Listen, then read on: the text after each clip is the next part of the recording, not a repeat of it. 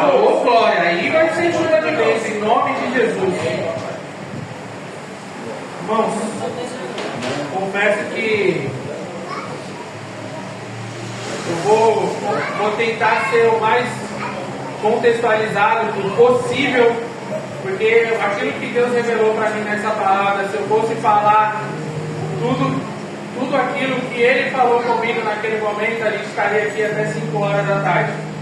Mas eu vou tentar ao máximo contextualizar essa palavra, para que nós venhamos ter um entendimento daquilo que o Senhor quer para a minha e para as nossas vidas, para que nós venhamos viver em intimidade, em propósito, em unidade com o Senhor. Amém? E para isso aconteça, eu preciso também que você preste atenção na palavra, preste atenção naquilo que está sendo ministrado, para que, mesmo contextualizado, você tenha essa semente plantada em uma terra fértil. Aleluia! Uma terra que vai dar frutos. Porque para você entrar aqui e sair da mesma forma, não é isso que o Senhor quer. O Senhor quer que você saia curado, quer que você saia renovado na presença dele. E eu não sei se você prestou atenção naquilo que você acabou de louvar, mas o Senhor ele está te falando, ainda que doa. Você está falando ao Senhor, ainda que doa, eu quero ser curado. Ainda que doa, eu quero ser moldado. Vai gerando marcas que teve o Cordeiro. Eu largo o meu eu para ser transformado. Meu Deus! Agora que você está entrando no racional, eu quero que você tenha o entendimento daquilo que você louvou ao Senhor. E eu quero te dizer que vai doer ser moldado. Vai doer ser curado. Mas é necessário. Livro de Gênesis, para mim não me alongar demais, capítulo de número 3, no versículo de número 8.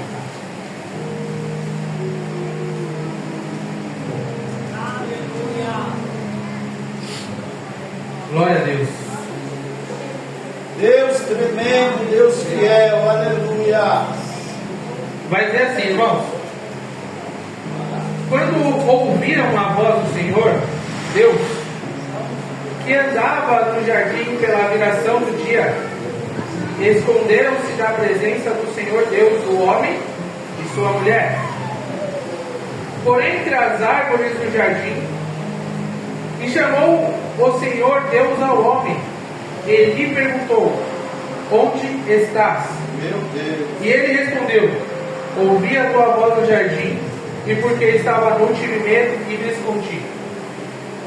Amados, essa passagem, ela vai nos trazer o relacionamento de Deus Pai com o homem. Na viração do dia, o próprio Deus descia à terra e se relacionava com o homem. E tinha ali contato com o homem. Eles podiam conversar, podiam se relacionar. E essa era a vontade do Deus Pai para mim e para você. E continua sendo desde a criação do mundo até os tempos de hoje. Meu Deus! Porém, a desobediência do homem levou ao distanciamento entre o relacionamento do Pai, a vontade do Pai e o entendimento do próprio homem. E a partir dessa passagem, quando o homem desobedece a Deus, fazendo aquilo que ele falou para não fazer, o homem perde esse relacionamento com o Pai. E aí, irmãos, perceba que a partir do versículo 4, o Senhor vai nos mostrar que a busca incessante de Deus, Pai, Criador dos céus e da terra, de nós, homem e mulher, é se relacionar com o seu Filho. Olha aí. E aí, irmãos, para quem é pai, vai saber melhor do que eu que ainda não sou pai. Quando você sai do seu trabalho, ou quando você está durante o seu trabalho, quando você deixa o seu filho na escola, qual que é a sua maior vontade? É ver o seu filho novamente. Verdade. É estar com o seu filho novamente. Para quem é pai vai saber perfeitamente isso. Você vive na fé nisso. E por mais que seu filho esteja grande, a sua vontade ainda é se relacionar com o seu filho. Verdade. Então, quando o homem ele desobedece a Deus e ele perde o relacionamento, a intimidade com o Pai, a partir de Gênesis, no capítulo do número 4, começa uma busca incessante do pai e se relacionar com o filho. Olha aí. E aí esse pai ele vai buscando de diversas formas esse relacionamento com o seu filho. E aí, quando a gente vai contextualizar essa passagem e a gente vai ler a Bíblia completamente, a gente vai começar a entender o Deus Criador, quando ele busca esse relacionamento com o homem, é para que no homem não haja a maldade e influência de outros homens sobre a vida dele. Olha aí. Por quê? Porque desde Adão, da nossa natureza adâmica, quando ele falha, a gente vem trazendo erros e falhas que sucedem gerações e gerações. Quando você está no tempo da inocência, você não tem a clareza de tudo isso. Quando Adão come, ele tem a ciência de tudo aquilo que ele pode fazer, de bem e para o mal. Então, tudo que é feito de forma do homem na terra é de forma consciente. Porém, a maldade, ela flui através da falta de relacionamento com Deus Pai. Meu Deus, é verdade. Ela flui da falta de relacionamento com Deus Pai. E aí, amados, em Gênesis 4, quando Caim mata Abel, a vontade do pai ainda de se relacionar com o filho, ele vai encontrar com Caim e vai perguntar a ele o que ele fez. Por quê? Porque o pai ainda quer se relacionar com o filho e tirar a maldade do coração do filho. E o homem, já tomado pelo mal, ele se ira por algo que o seu irmão fez. Olha o feto que subiu ao céu. E aí, amados, essa é uma parte muito importante para que a gente possa entender que a relação do pai, ela é sempre de relacionamento. Ela é sempre de estar comigo, é sempre de estar com você, de viver com você, de falar com você, de estar com você todos os tempos. Em todo momento, a vontade do Deus Pai é de se relacionar com você. Quando eu falhei, quando eu errei, isso é suscetível do ser humano. Em Salmo 139 vai dizer que o Senhor ele conhece aquilo que você vai falar antes mesmo que a palavra saia da sua boca. É verdade. Ou seja, o Senhor ele conhece os seus pensamentos. Ele sonda tudo aquilo que você pensa e imagina sobre a sua vida, sobre a sua casa, sobre a sua família, sobre o seu futuro. O Senhor ele sabe todos os seus caminhos. Todos os seus caminhos o Senhor conhece. Então, amados, quando nós nos passamos a nos relacionar com esse Deus, nós, através do livre-arbítrio que Ele nos deu, nós dizemos: Senhor, o Senhor tem acesso à minha vida. Meu Deus! O Senhor tem acesso à minha vida. O Senhor sabe de todas as coisas. Eu abro a minha boca e professo ao Senhor todas as coisas. Eu me relaciono com Deus Pai. E é isso, amados, que o Senhor Ele tem para nós. É essa paternidade de se relacionar a todo o tempo. Aleluia. Porque talvez, como nossos pais na terra, nossos pais carnais, terrestres, nós nos relacionamos com Ele de uma forma humana. E muitas das vezes esse pai, ele falta para a gente em algum aspecto. Meu Deus. Em alguns aspectos, esse pai falta. Talvez você tenha o melhor pai do mundo. Um pai que estava sempre ali ao lado.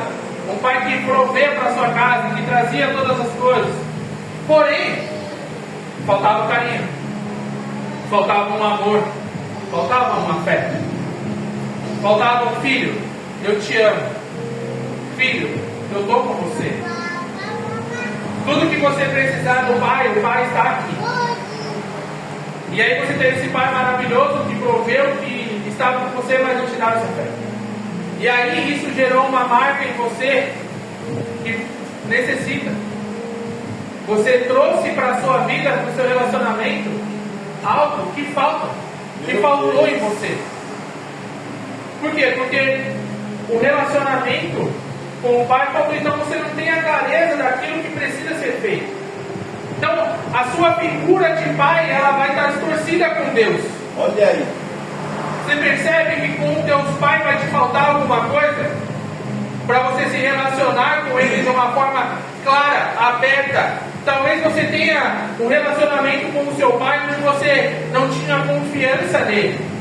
Fala, Deus. Falar todas as coisas que se passavam nas suas dificuldades, na sua adolescência, ou talvez você tinha um pai tão ausente que não te dava essa abertura para você falar. Mas, perdendo esse acesso que nós falamos lá atrás, Adão perdeu esse acesso por conta da desobediência dele.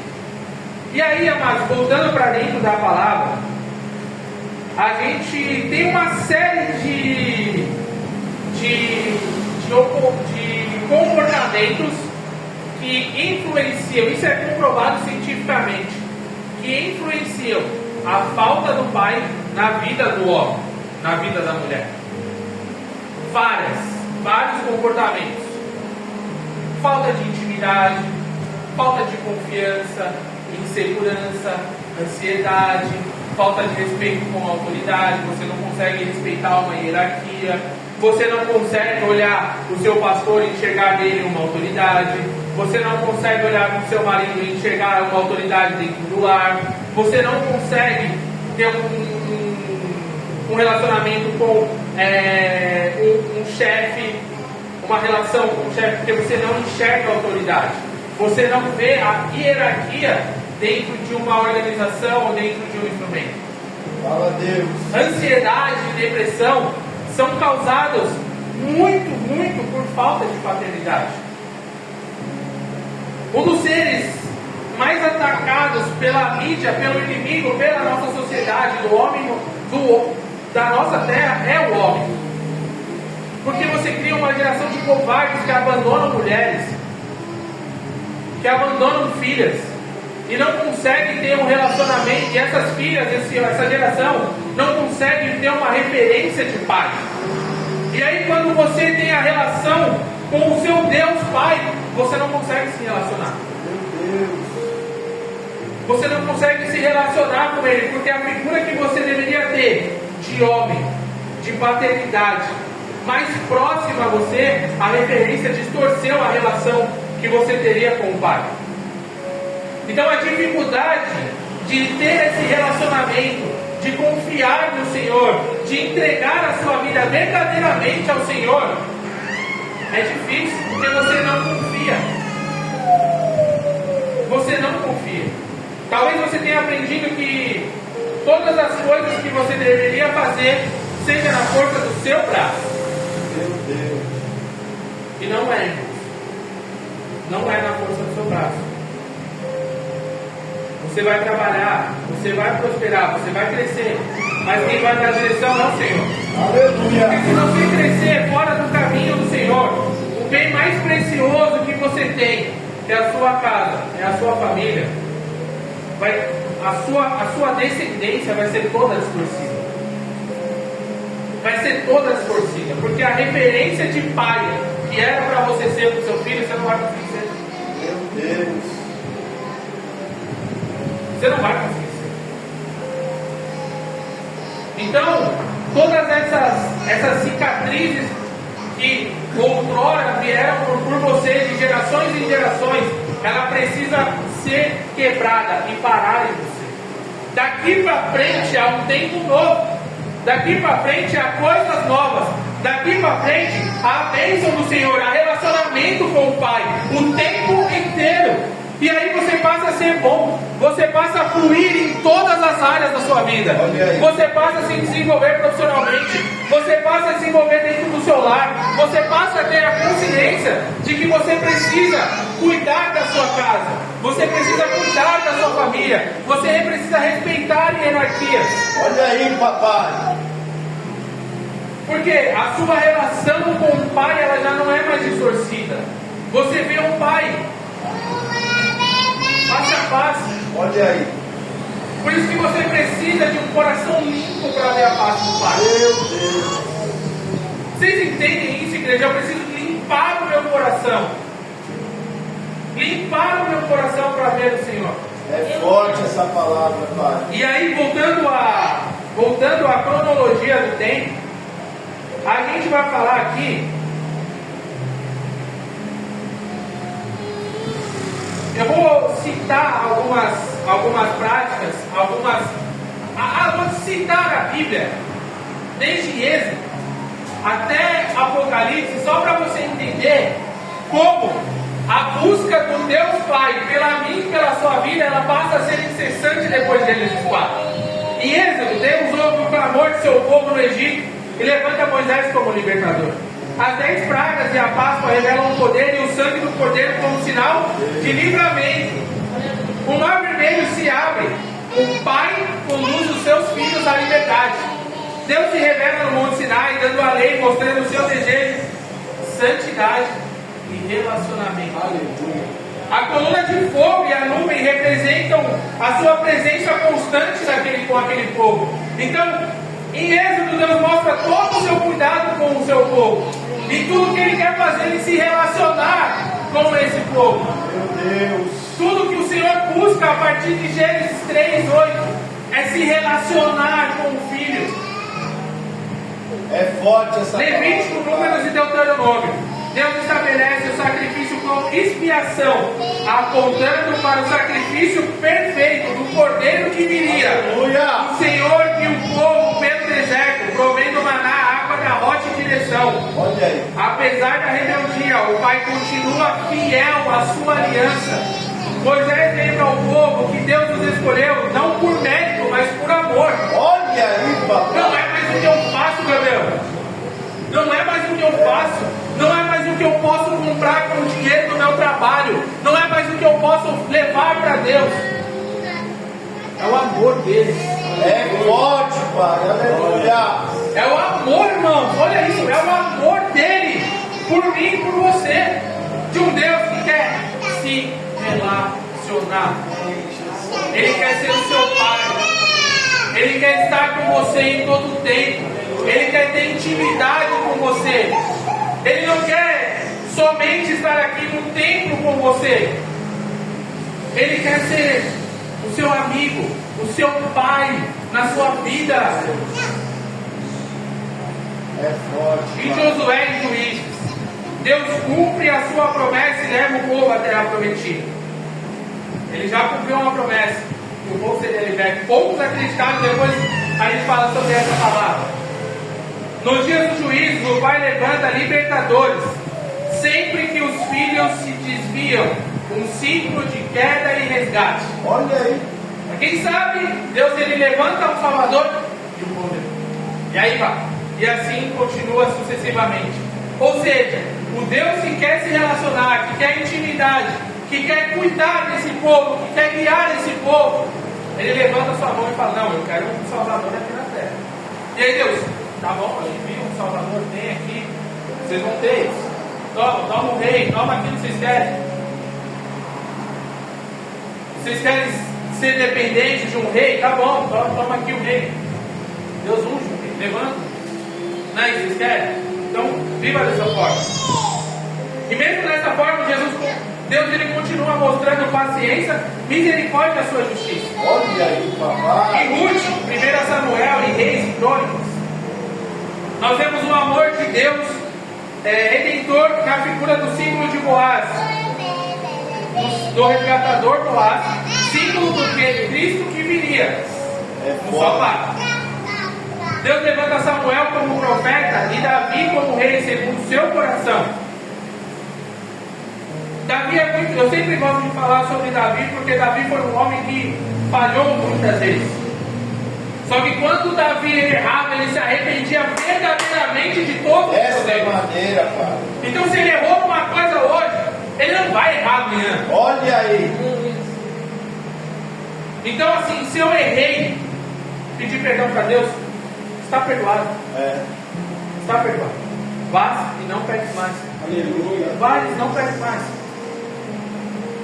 Então, ter um coração segundo a vontade de Deus não significa que você não vai errar, você não vai cair. Porque você é homem, você é carne. Não espere a perfeição de alguém que é homem. Meu Deus. Só espere a perfeição de alguém que é Deus. E governa sobre todas as coisas. Sobre todas as coisas, Deus, Ele governa. Olha aí. Deuteronômio 28, que é uma passagem maravilhosa, no que a gente segue para quem se aperta em bênçãos. Tem uma chave para você ser abençoado: obediência. É obediência. Quer ser abençoado? Quer ser abençoado? Meu Deus. Seja obediente. Olha aí. Seja obediente. Você será abençoado. Aleluia. Porque o Pai, Mateus 7, o Senhor vai falar que vós, que são os maus, saber dar boas coisas aos seus filhos. Imagina o vosso Pai que está no céu. Meu Deus. Imagina o vosso Pai que está no céu. Ah, meu sonho é ter uma Ferrari. Seja obediente, Deus vai te dar. Olha aí. Mas seja obediente, porque é no tempo dele, também não é no seu. Verdade. É no tempo dele.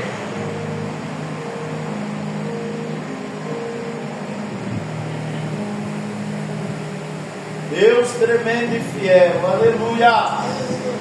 Deus ele prometeu a Davi o reino eterno, que é um prenúncio do reino de Cristo. Mesmo diante da infidelidade dos reis e do povo, o Pai envia profetas para chamar Israel de volta a viver. Olha aí. Então, assim, um povo que era totalmente infiel, totalmente desobediente à palavra de Deus, totalmente desobediente às leis que o Senhor impôs sobre aquele povo, para que vivam em comunhão, para que vivam num caminho reto diante da presença do Senhor. O povo se desviava do caminho. E eram só 10 mandamentos. Não adulterarás. Não matarás. E aí, irmãos, se 10 mandamentos já era difícil para o povo, imagina as 600 e pouco que a gente pode ter hoje. Se não adulterar para aquele povo já era difícil, imagina olhar para a mulher do lado e já adulterou com ela. Olha aí, papai. Imagina se não fosse a graça e a misericórdia desse Deus Pai. Se não fosse o amor desse Deus Pai pela mim e pela sua vida. O que seria de nós? É verdade. O que seria de nós? Se não fosse a misericórdia desse Deus maravilhoso. E aí, irmãos, por isso que quando eu falei no começo do culto que as coisas que o Senhor me revelou diante dessa palavra, poderia ficar falando aqui sobre horas e horas, porque a gente vai transcorrer a palavra de Deus inteira, essa aqui inteira. E tudo que a gente vai ler até o Apocalipse é o desespero de um pai querendo salvar o filho. Meu Deus. Obrigado, Senhor. É o amor de um pai querendo salvar o seu filho. Verdade, Pai. Quero esta palavra, Senhor. Os profetas maiores e os menores, Isaías anuncia o Messias. O menino nasceu e um filho se nos deu. Jeremias fala do novo conceito, uma nova aliança escrita no coração. Ezequiel proclama que Deus dará um novo espírito. Olha aí. E um novo coração. Meu Deus. Oséias mostra o amor do pai que busca a esposa infiel. Olha aí. É forte, Pai. Todos os profetas clamam: volta, ó Israel, para o Senhor teu Deus. Olha aí. E aí a gente vai falar desse pai enviando profeta, irmão. Estou falando para você que vai ser assim, assim, assim, assim. E assim, assim, assim era. Porque a palavra do fiel, Deus é fiel e justa para se cumprir. Aleluia. ela é fiel, irmão. Confia nessa palavra, seja obediente a essa palavra. Se for a direção do Pai, todas as coisas irão acontecer. Eu creio. Em Esdras, Neemias e Esther, Deus restaura Jerusalém, o templo e a identidade do seu povo. Identidade é algo muito profundo. Gênesis 1:28 vai falar sobre a minha e a sua identidade. Que nós somos a imagem e semelhança do Criador. Olha aí, Essa é a minha e a sua identidade. Nós somos a imagem e a semelhança do Criador. Aleluia. Semelhança na criação do Pai vai remeter ao quê? Aos nossos comportamentos, a nossa forma de amar, de ser inocente nas nossas relações, de ser fiel e justo com as nossas relações, de ser honesto, sincero, verdadeiro, não se esconder quando erramos. Essa é a semelhança que você tem com o Criador. Meu Deus. Mostra que, mesmo em meio à dispersão, o Pai continua presente, movendo corações e levantando líderes. Dentro desse período, amados, de Esdras, Neemias, Esther, o Senhor continuou ali levantando líderes para resgatar aquele povo. Foi através dos profetas e não deu, porque o povo não dá ouvidos. Então, líderes, Neemias, a gente pregou aqui 3 meses sobre Neemias, tampando as brechas, restaurando a nossa vida com Deus, tampando as brechas, pecados que podem nos distanciar da presença desse Pai. A gente falou isso aqui durante 3 meses. E aí, irmãos, teve, entre esses pequenos e maiores profetas, teve um período que na teologia chama de intertestamentário, que foram 400 anos sem profetas, sem ninguém que falasse sobre a vida de Cristo, sobre o reino de Deus, sobre todas as coisas. Aquele povo, o Senhor, Deus Pai, cuidando daquele povo, do mesmo jeito, mas sem a revelação, sem profetas que pudessem falar, sem exemplos que clamassem pelaquele povo, que anunciasse a vontade do Pai para aquele povo, tá? Corrigindo o Pai. Então, se passa 40 anos, e mesmo desses 40 anos, o Senhor ele continua preparando 400. Falei 4? 40. Podia ir para o deserto, 400 anos. É o povo do deserto, Mesmo nesse silêncio profético, o Pai, ele prepara o caminho do Filho. E dentro de Israel tem a ascensão do domínio do Império Romano sobre o povo de Israel. Então, Deus ele já começa a preparar o cenário para que viesse o Salvador. Ou seja, mesmo dentro desse período, Deus não estava parado. Olha aí. Deus estava trabalhando. Só que lembra que o tempo de Deus ele é diferente do nosso tempo, irmão? Olha aí. Kairos. Um dia para Deus é como 1000 anos, e 1000 anos é como um dia. Meu Deus. Então, eu caminho na vontade dele, não na minha vontade. O tempo é dele, a promessa é dele. Para viver, você vai viver no tempo dele, não é no seu tempo. Ah, mas eu estou fazendo, eu estou no seu pé, eu estou em obediência. Continua. Amém. Continua. Continua. Não para. Continua. Por que você parou? Por que você parou? Eita Deus. Porque Deus não entregou aquilo que você quer? Olha aí, ó. Calma, criança. Divino mimado. Calma, criança. O Pai ainda está no controle de tudo. Eita Deus. O Pai ele tem o controle do tempo. Basta uma palavra dele para que todas as coisas mudem. Uma palavra. Uma palavra. E todas as coisas mudam de lugar. E o que era para ser daqui 10 anos acontece em um dia. Eu creio, Pai. Mas é a vontade dele. Ou o que era para acontecer um dia acontece 10 anos. A gente não sabe a vontade do Pai. Mas uma coisa é certa. Caminho e obediência. E nada vai faltar para você. Nada. Nada.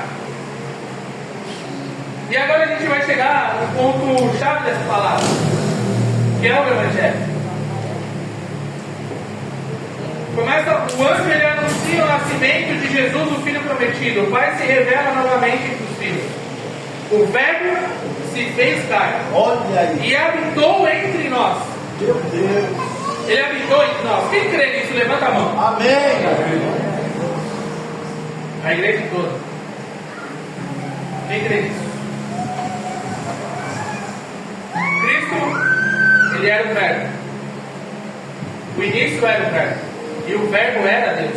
E o Verbo estava com Deus. E o Verbo era Deus. Glória a Deus. Jesus cura, liberta, perdoa, ensina sobre o reino e chama todos de filhos do Pai que está nos céus. Glória, glória. Ele acolhe os perdidos, os doentes, os rejeitados, mostrando o coração do Pai. Olha aí. A parábola do filho pródigo, agora que vocês vão estar com um racional mais quente sobre essa palavra, você consegue entender aquilo que a parábola do filho pródigo fala? A parábola do filho pródigo, ela fala sobre mim e sobre você.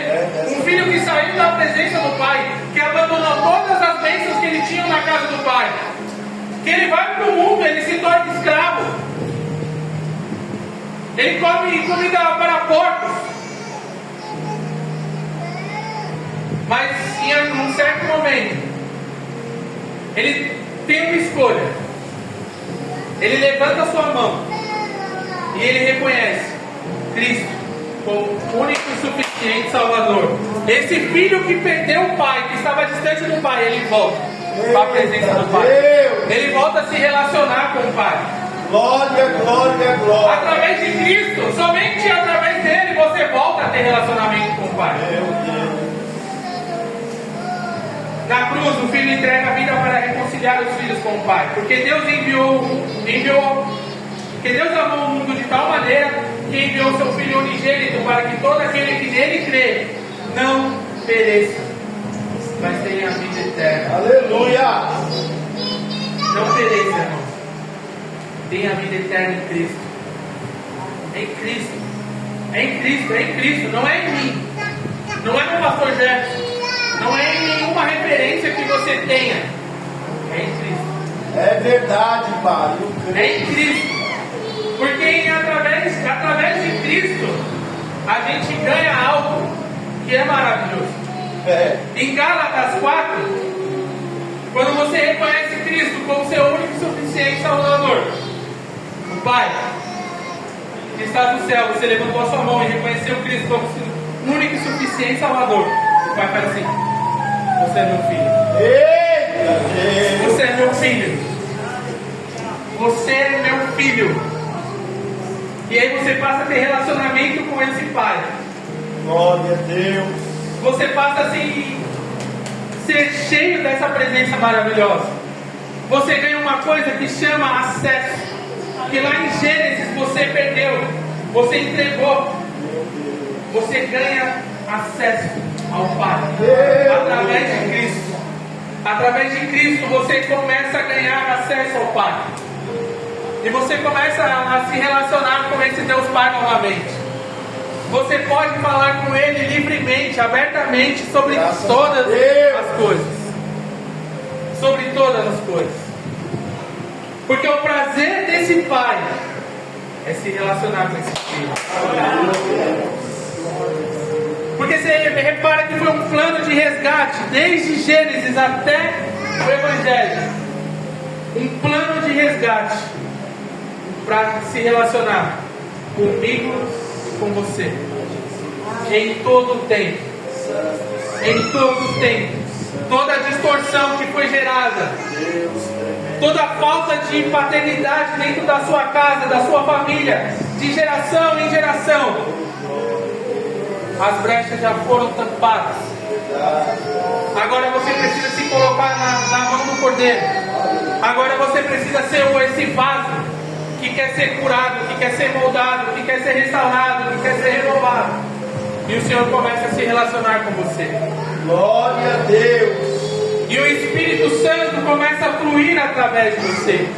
Nós falamos aqui no na outra ministração que aquele que crê em Cristo fluirão rios de águas vivas. Fluirão, fluirão, fluirão, fluirão. Rios de água viva. Glória. Entenda esse acesso que você tem ao Pai, que não é um amor qualquer, não é um amor passageiro, não é um amor desse momento, não é um amor desse mundo. Glória a Deus. É um amor tão grande, É verdade. tão grande, que com preço, com dinheiro nenhum no mundo você pode comprar, Meu Deus. e nem merecer, Nossa, meu Deus. e nem merecer. Nós não merecemos o amor do Pai. É forte, Pai. Mesmo assim, esse Pai nos ama. Em Gálatas 5, foi para a liberdade que Cristo nos libertou. Permanecei, pois, firmes, e não vos submeteis novamente ao jugo de escravidão. Aleluia, Pai. Glória a Deus. Aleluia. Todo jugo, toda a escravidão que estava sobre a sua vida, a partir do momento que você levantou a mão e reconheceu a Cristo como único e suficiente Salvador, você já foi curado, você já foi restaurado. Aí agora vai precisar da sua obediência, vai precisar da sua obediência para que você permaneça em Cristo, para que você permaneça em Cristo, porque não é fácil permanecer em Cristo. É difícil. No mundo tereis aflição, mas tem fome, porque eu venci o mundo. Meu Deus. As coisas desse mundo são passageiras, mas as coisas de Deus são eternas e te levam para a eternidade. E esse é o nosso propósito de vida como cristão. É ir morar com Deus na glória. Eita Deus, tremendo, aleluia. Porque tudo que você conquistar aqui vai ser bênção para sua família, bênção para sua casa, para suas gerações. Você vai transformar a sua geração através da sua intimidade e relação com Deus Pai. Olha aí. Mas todas as bênçãos que você adquirir aqui, ficarão aqui. É. Agora as bênçãos que você adquirir no céu, vai com você.